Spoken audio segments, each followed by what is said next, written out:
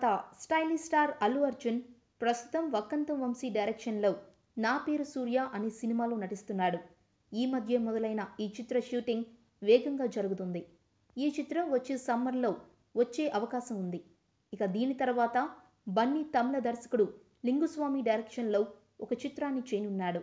గత ఏడాది లాంచ్ అయిన ఈ సినిమాతో బన్నీ తమిళంలో కూడా అరంగేట్రం చేయనున్నాడు. 2 భాషల్లోనూ ఒకేసారి రూపుదిద్దుకున్న ఈ ప్రాజెక్ట్ను వచ్చే ఏడాది మార్చి నుండి మొదలు పెడతారని తెలుస్తోంది. అయితే ఈ వార్తపై అధికారిక సమాచారం రావాల్సి ఉంది.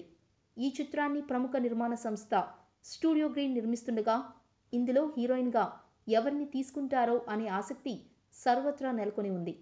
చిత్రకథ, కథనాలపై కూడా అభిమానులు ఆశగా ఎదురుచూస్తున్నారు. చిత్ర యూనిట్ త్వరలోనే పూర్తి వివరాలు ప్రకటించే అవకాశం ఉంది.